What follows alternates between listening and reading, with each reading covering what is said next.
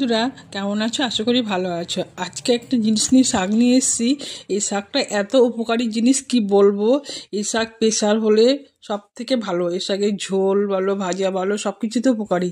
এই শাকটা যে রেসিপি করবো সেটা কি করে করবো তোমরা দেখতে থাকো, ভিডিওটাকে স্কিপ করবে না। আর যাদের প্রেশার সুগার তাদের বেশি করে এই শাক খেলে, ছুটির শাক খেলে খুব ভালো। দেখতে পাচ্ছি ছুটির শাকগুলো কচি কচি, তাই বেছে নিলাম।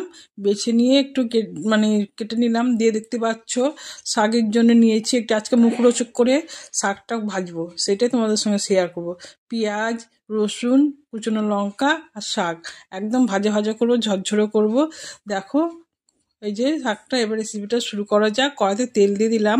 কড়াইতে তেল দেওয়ার পরে পেঁয়াজ, রসুন, লঙ্কাটা ভালো করে লাল লাল করে বাদামি কালার করে ভেজে নেব।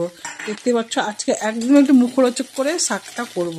খেতে যেন খেতে খুব টেস্টি হয়, আর ভাত দিয়ে শুধু ছুটির শাকটা যেন খাওয়া হয়। দেখতে পাচ্ছ একটু লাল লাল হয়ে এসছে, আর একটু লাল লাল হবে তবে শাকটা দেবো। দিয়ে লঙ্কাটা কুচি করে দিয়েছি, কেননা শাকের সঙ্গে কুচি করে দিলে হলে দিয়ে শাকটা দিয়ে দিলাম। পেঁয়াজটা লাল লাল করে বাদামি রঙ ভাজা হয়ে গেল, দিয়ে শাকটা দিয়ে দিলাম। এবার একটু ভালো করে নাড়াচাড়া করে দেখতে পাচ্ছ, দিয়ে একটু লবণ দিয়ে দিলাম, হালকা লবণ দিলাম, একটু হলুদ দিলাম, দিয়ে ভালো করে নাড়াচাড়া করছি। দেখতে পাচ্ছ দেওয়ার সঙ্গে সঙ্গে, লবণ দেওয়ার সঙ্গে সঙ্গে শাকটা একদম কমে গেল। আজকে কোনো খাওয়ার সোডা কোনো কিছু দেবো না, শুধু একটু ভাজা ভাজা করব। একটু তেলটা একটু হালকা একটু বেশি দেবো, আর একটু আজকে আচারের তেল দেবো, মানে মুখরোচক করে ভাজা। দেখতেই পাচ্ছ খুব সুন্দর ভাজাটা হয়ে এসছে। ভাজাটা হওয়ার মধ্যে হয়ে এসছে যে একদম আমার ভাজাটা একদম রেডি বন্ধুরা।